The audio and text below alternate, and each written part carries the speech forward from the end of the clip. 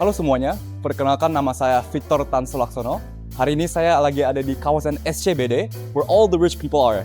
Hari ini saya bakal wawancari semua orang kaya, dan saya bakal kasih lihat kalian apa nasihat mereka tentang kesuksesan mereka. Hari ini saya bakal kemana-mana, saya bakal ke Ashta District 8, which I am in right now. Saya bakal ke Ritz-Carlton, saya bakal ke PP, Pacific Place, where all the DPR and all the conglomerates are. Dan hari ini saya bakal kupas semuanya tentang mereka punya kesuksesan. Thank you guys. I'll see you guys later.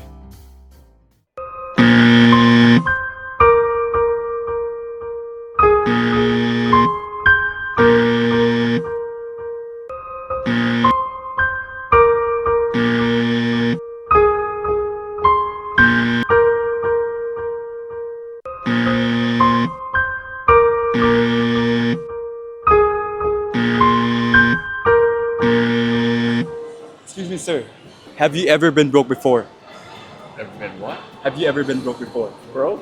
Yes. Of course.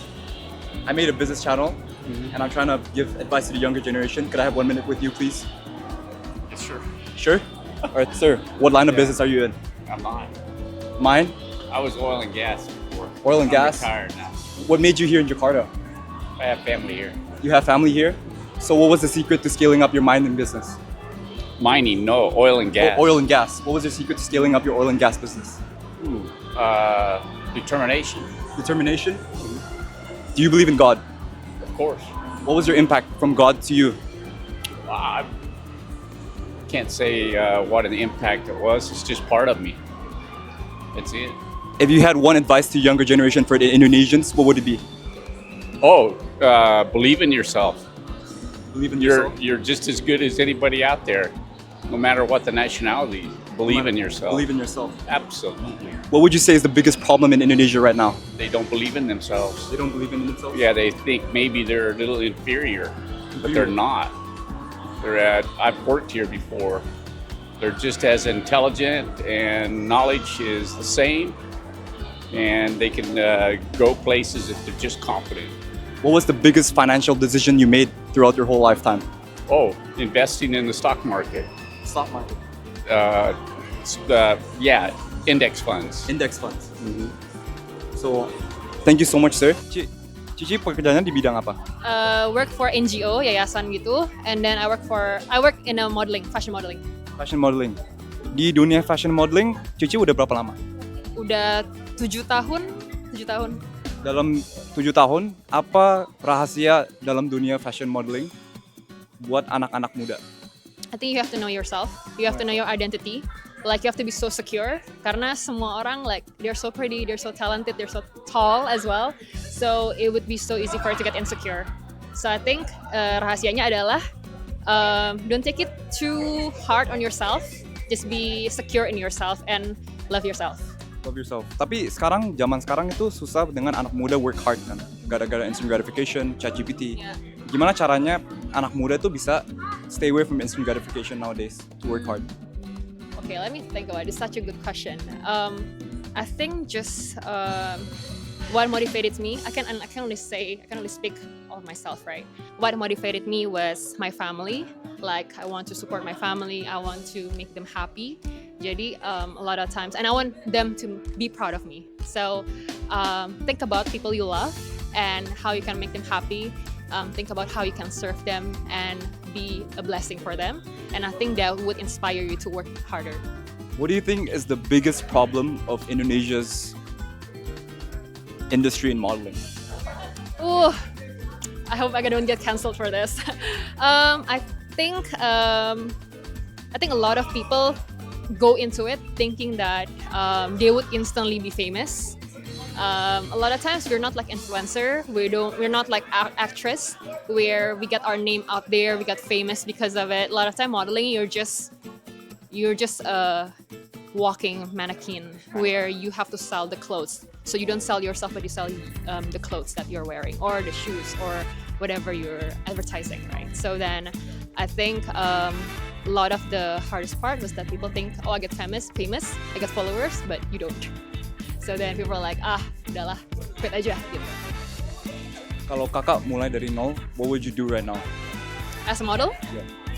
Ooh. Step by step. First, look for agency. Agency really help you. Agency really helped me. They look for jobs. They develop you as a model. They teach you how to walk. They teach you how to pose. They give you they know what kind of look would sell, would be good for you as a model. So look for an agency and then have a lot of conversation with them. Be honest with them. What's your insecurity? What is your dream as well as a model? And I think if you find a good agency, they will really help you with it as well. Apa nasihat terakhir untuk anak-anak muda yang lagi merintis menjadi model sekarang? Just do it. I used to think too much about it. Kayak, aduh, I don't feel skinny enough, I don't feel tall enough. Terus jadi nggak berani ngapa-ngapain. But I think there's always a market for everything. There's always a market for every look and every type of body. So just do it. Just try it and see. If it doesn't work, it doesn't work. But you will never know until you try. Thank you so much. Have a great day. Thanks. Have a good day. Yeah. Thank you. Ko, permisi Ko. Yes. Pekerjaannya di bidang apa Ko? Gue sekarang chef. Katanya sukses banget. Waduh. Pakai rapi ya kan? Yeah, it's just a style that I like. But what I'm doing is I'm a chef. I do have a private dining. I do work with multiple different brands, making contents here and there, and yeah, that's what I do right now. What is the secret to becoming successful like you in Ooh. your field? Sounds too religious, but this is true, at least for me. Really holding on to that. For me, I really believe that whatever I'm doing right now, the opportunity that had been given, the project that has been given to me, everything is really from them. The people that got connected to me, the people that I work with, kayak out of nowhere tuh mind blown banget kalau dipikir ke belakang tuh benar-benar kayak kok bisa ya ketemu dengan orang yang tepat dari waktu yang tepat dengan project yang tepat, dan itu gue nggak bisa jelasin dan kalau nggak bukan Tuhan. That's what I feel right now. I'm meeting you right now. Oh wow, thank you. But what's the secret to scaling up your business actually? Apa ya? I think you need to have a goal on like what you want, and then B is also try to do what's right. For me, I have a mission in my business, in my private dining gitu ya. Kan I do have team yang bekerja bareng gue, dan gue selalu mempunyai mission yang dimana gue kepingin banget bisnis gue, apapun yang gue lakukan ke depan adalah selalu menjadi bisnis yang bisa menjadi berkat buat orang. Jadi gue nggak mau menekan karyawan gue. I used to work for someone and I know how it feels when they try to squeeze you as crazy as possible, you know. That's understandable. And I don't feel like that's become a blessing for others, and I don't want that. And that's why I feel like if you want to grow, you need to cater your team in the right way in order for them to be able to work with you diligently and in a fun way, and sama-sama kita grow bareng. Also lifting other people up is Yeah, the key to yeah. success. Of course, I would say so ya. Even though ya sekarang gue juga masih di dalam proses itu, I wouldn't say that I'm the successful guy in this world right now. I would say you're But- successful. Well, thank you, but ya journey-nya masih panjang lah, perjuangan masih jauh. But yeah, that's what I'm believing. I want to grow with my team. I want to grow with the people around me, and I want to become a blessing wherever I go. What's the best financial decision you made? Financial decision ya, I think jangan gengsi. Jangan gengsi. Yeah, I feel a lot of things that I've seen in Indonesia right now. People really took financial decision out of gengsi. Gua nggak tahu bahasa Inggrisnya apa ya, gengsi. But just to show off and everything, I feel like don't do that because it's a trap, I would say. And yeah, trust in the process. Slowly invest. Jangan membuang duit dengan sembarangan. Akhirnya lu karena hanya untuk gengsi. Gue mendingan I save here and there slowly, and then ya putar duitnya, dan itu yang akhirnya mengembangkan lu dengan waktu yang tepat.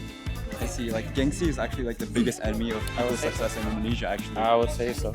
Well, it's tricky. Some people use it for social media and leverage, Yeah. and they gain more works from there. Yeah. But for me personally, I don't want to do that. Even though the process is longer, and always think for. My mom always told me, when you do something, always think makan rumput panjang. Pernah dengar kan ada orang bilang Yeah, makan rumput panjang, yes. jangan hanya makan rumput pendek. I think of that's it as a long term. yeah. always long-term I would goal. say it. Yeah. But I would say as a young man, it's very hard for me to network with higher individuals that are more successful than me. How do I break that barrier into that networking circle that I could, join all these private circles that are on top? How do I get the advice? Okay, I'm still learning on that as well. But from what I've learned, I've banyak berteman dengan different kind of groups and different ages as well. What I learned position yourself as the stupid people. Jadi kadang ketika lu mau belajar, mereka biasanya mau sharing. Instead of lu datang dengan lu belaga-belagaan and then kayak I'm the most usually people won't like that. The way I usually connect with people, I ask them, I interact with them, I ask questions, and usually people, without you knowing, people really want to share, and that's how you slowly, I think, build relations with them. Yeah. And I think the most important thing juga adalah be genuine. Why do you want to connect with them? Me, gue selalu mempunyai pemikiran adalah ketika gue connect dengan orang karena emang gue emang gue mau berteman, bukan maunya pansos bahasanya gitu. Transactional. Right? Yeah. There's a lot of people who's transactional in this world. Indeed, for me it's because I want to be friend with you. Nah masalah nanti apakah lo mau nerima gue atau enggak atau itu ya gue nggak bisa kontrol lo gitu kan sebagai manusia. Yang bisa lakukan adalah from my part, I don't want to be friend with you just because of you have a bigger follower than me, you have a bigger business than me. That's true. No. I want to be friend with you because I'm interested to be friend with you, and from there kita sama-sama belajar gitu loh. Dan gue senang banget kalau gue bisa berteman dengan orang yang lebih sukses, dengan lebih tua dari gue, karena dari situ gue bakal mendapatkan banyak pengalaman juga dari mereka. That's a really, really good mindset from you. Thank you, What's thank your final message atau nasihat terakhir untuk anak-anak muda yang mau berjuang untuk menjadi master chef kayak Koko? I think satu hal yang selalu gue pegang dari dulu gue kerja sebagai chef di US sampai ketika gue pulang Indo dan juga ikut master chef dan sekarang akhirnya berbisnis sekarang masih di F&B industry adalah setia dalam perkara kecil. Itu kan di dalam Alkitab juga sempat dibilang. Gue nggak tahu ya ayat detailnya apa, tapi yang selalu gue pegang adalah setia dalam perkara kecil maka kamu bisa diberikan perkara besar.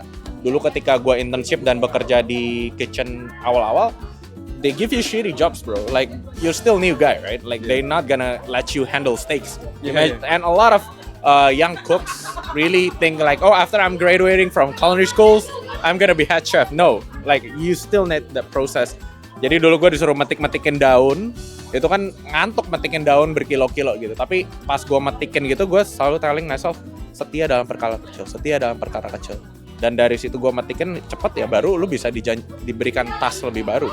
Pemikirannya kan harus gitu. Kalau lu mau udah langsung gede-gede, metik daun aja nggak bisa, gimana lu mau cook, lobster, steaks, and other stuff, right?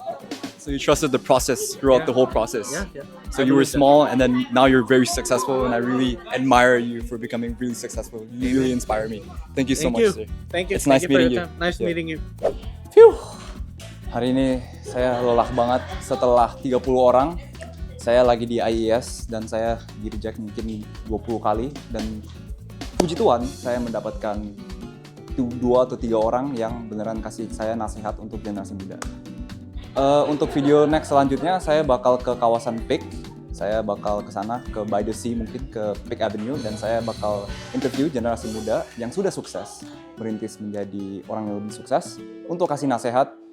Dan my final message untuk hari ini I think the real problem is there. Indonesians aren't really expressive. Indonesians are based on nepotism, and I think that should be a problem to anticipate right now, is to make people more expressive about their thoughts and to not be open, and it's not to be close-minded about their thoughts and their advices to the younger generation. Thank you so much, everyone.